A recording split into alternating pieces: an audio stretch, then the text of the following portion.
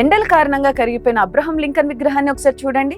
ఇది ఎవరూ కావాలని చేయలేదు, ఆయనపై ఎవరూ వ్యతిరేకంగా వ్యవహరించలేదు, కానీ జరిగిపోయింది. ఆయన తల వాతావరణపు వైపరీత్యం కారణంగా కరిగిపోయింది.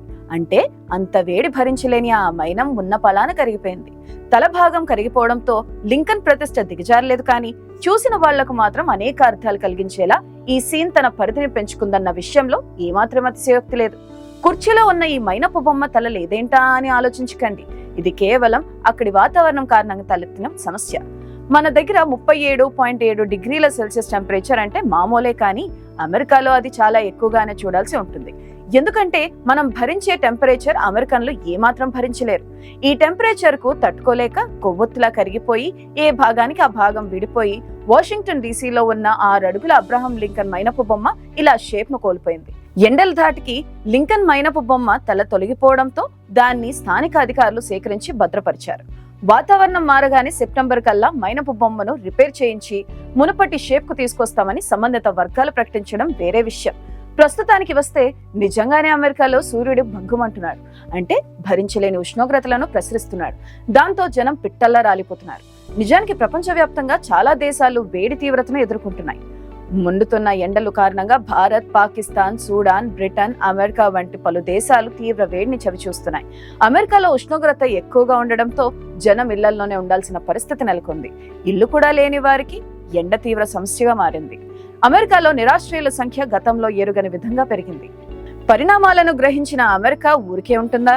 అదేం లేదు. ప్రపంచవ్యాప్తంగా ఉష్ణోగ్రతలను బేరీజు వేసుకోవడం తప్పనిసరైంది.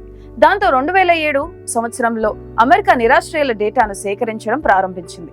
ఆ తర్వాత నిరాశ్రయులైన వారి సంఖ్య 2023 సంవత్సరంలో అత్యధిక స్థాయికి చేరుకుంది. 2023లో అమెరికాలో ఒక్క రాత్రిలో 6,50,000 మందికి పైగా నిరాశ్రయులయ్యారు. దేశంలో పెరుగుతున్న వేడి నిరాశ్రయులకు అతిపెద్ద సమస్యగా మారుతుంది. National integrated heat health information system ఇటీవల ఉత్తర అమెరికాలో ఉపశమనం ఉందని, మరోవైపు ఆగ్నేయ ప్రాంతంలోని మైదానాల్లో ఉష్ణోగ్రత చాలా ఎక్కువగా ఉందని పేర్కొంది. ఉష్ణోగ్రత 37 డిగ్రీలకు చేరుకోవడంతో ప్రజలు భయంకరమైన వేడిగాళ్లను ఎదుర్కొంటున్నారు. మిగిలిన వారంతా ఎండ వేడిని తట్టుకోలేక ఇళ్ల వైపు పరుగులు తీస్తుండగా, నిరాశ్రయులైన ప్రజలు వీధుల్లో, ఉద్యానవనాల్లో నివసిస్తూ ఎండ తాకిడికి గురవుతున్నారు. వాటికి పైకప్పు లేకపోవడంతో వడదెబ్బ బారిన పడుతున్నారు. ఈ భయంకరమైన వేడి కారణంగా వీధుల్లో నివసించే లేదా బయట పనిచేసే వ్యక్తులకు వ్యాధుల ప్రమాదం పెరుగుతుంది. మరణాల సంఖ్య కూడా పెరుగుతుంది. గతేడాది 2,302 మంది వడదెబ్బ కారణంగా మరణించారు. అమెరికాలోని టెక్సాస్ హోమ్లెస్ నెట్వర్క్ నిరాశ్రయులైన ప్రజలను వేడి నుండి రక్షించడానికి కృషి చేస్తుంది. వేడి నిరాశ్రయులైన ప్రజలకు మరింత సమస్యగా మారుతుంది. విపరీతమైన వేడి, హీట్ వేవ్ కారణంగా ఇళ్లలో నివసించే వారి కంటే 200 రెట్లు ఎక్కువ నిరాశ్రయులు చనిపోతారని టెక్సాస్ హోమ్లెస్ నెట్వర్క్ తెలిపింది. వేడి కారణంగా అనేక రకాల వ్యాధులు సంభవించవచ్చు. ఇందులో హీట్ స్ట్రోక్ కూడా ఉంటుంది.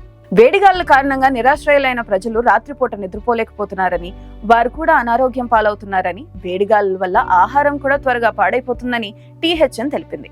నిరాశ్రయులైన వారిలో 40% మంది వీధులు, పాత భవనాలు లేదా ఇలాంటి స్థలాలు లేని ప్రదేశాల్లో నివసిస్తున్నారు.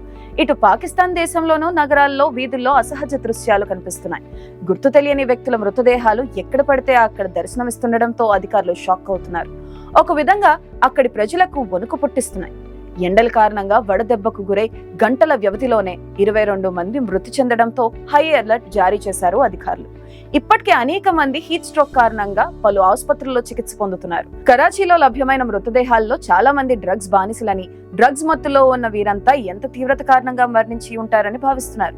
గత 9 రోజులుగా ప్రపంచంలోని 500 కోట్ల మందికి చుక్కలు చూపించే ఎండలు. జూన్ నెలలో 9 రోజులు నమోదైన అధిక ఎండలకు ప్రపంచవ్యాప్తంగా కోట్ల మంది ప్రజలు అల్లాడిపోయారు. ఈ విషయాన్ని తాజాగా అమెరికాకు చెందిన క్లైమేట్ సెంట్రల్ అనే సంస్థ ఓ నివేదిక విడుదల చేసింది. కేవలం భారత్లోనే 61.9 కోట్ల మంది ప్రజలు ఇబ్బందులు పడినట్లు ఆ రిపోర్ట్ వెల్లడించింది.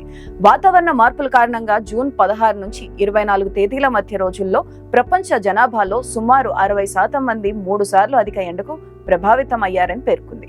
సుమారు శతాబ్దం పైగా బొగ్గు, ఆయిల్, నేచురల్ గ్యాస్ ను మండించడం మూలంగా ప్రపంచానికి అధిక ఎండల ప్రమాదం పెరుగుతుంది. అర్బన్ జనాభాను కట్టడి చేయకపోవడంతో ఈ ఏడాది ఎండాకాలంలో ఎన్నడూ చూడని ఉష్ణోగ్రతలు ప్రపంచవ్యాప్తంగా నమోదయ్యాయి. వాతావరణ మార్పులకు ప్రధానంగా ఈసారి ముస్లింలు నిర్వహించే మక్కా వేదికైంది. ఈ ఏడాది హజ్ యాత్ర 50 డిగ్రీల దాటిన ఎండలు, వడగాల్పుల మధ్య జరిగింది. ఈ యాత్రలో 1300 మందికి పైగా మృతి చెందినట్లు సౌదీ అరేబియా అధికారిక వర్గాలు తెలిపాయి. తీవ్రమైన ఎండలు, ఉక్కుపోత, వడగాల్లే అందుకు కారణమని పేర్కొన్నాయి. చనిపోయిన వారిలో 83% మంది చట్టవిరుద్ధంగా మక్కాకు వచ్చిన వారేనని ఆదివారం వెల్లడించారు అధికారులు. వీరిలో చాలా మంది సుదూర ప్రాంతాల నుంచి భగభగమండే ఎండల్లో నడుచుకుంటూ హజ్ యాత్రకు వచ్చారని సౌదీ ఆరోగ్య శాఖ మంత్రి తెలిపారు. రానున్న కొద్ది కాలంలోనే ప్రపంచంలోని కొన్ని దేశాల్లో మనుగడ అసాధ్యమని తేల్చి చెప్పింది ఐక్యరాజ్యసమితి. ప్రపంచాన్ని భయపెడుతున్న వాతావరణ మార్పుల కారణంగా రానున్న దశాబ్దాల్లోని ప్రపంచంలోని కొన్ని ప్రాంతాల్లో వడగాళ్లు తీవ్రంగా మారుతాయని ఐక్యరాజ్యసమితి, రెడ్ క్రాస్లు సంయుక్తంగా విడుదల చేసిన తాజా నివేదికలో వెల్లడించాయి. ఫలితంగా ఆయా ప్రదేశాల్లో మనుషులు మనుగడ సాగించలేని పరిస్థితులు ఏర్పడతాయని అంచనా వేశాయి. ఆస్ట్రేలియా, దక్షిణ నైరుతి ఆసియా, ఆఫ్రికాలోని సాహెల్ రీజియన్, హార్న్ ఆఫ్ ఆఫ్రికా ప్రాంతాల్లో ఈ ప్రభావం చాలా తీవ్రంగా ఉంటుందని తెలిపాయి. వీటి కారణంగా పెద్ద ఎత్తున ప్రాణ నష్టం వాటిల్లడంతో పాటు వలసలు, అసమానతలు పెరిగిపోయే అవకాశం ఉందని ఆందోళన వ్యక్తం చేశాయి. సోమాలియా, పాకిస్తాన్ వంటి దేశాల్లో ఈ ఏడాది సంభవించిన వడగాళ్లు, విపత్తులు భవిష్యత్తులో మరింత తీవ్రమైన ప్రాణాంతకమైన ఉత్పాతాలు సంభవించే అవకాశాలు ఉన్నట్లు సూచిస్తున్నాయని నివేదిక హెచ్చరించింది.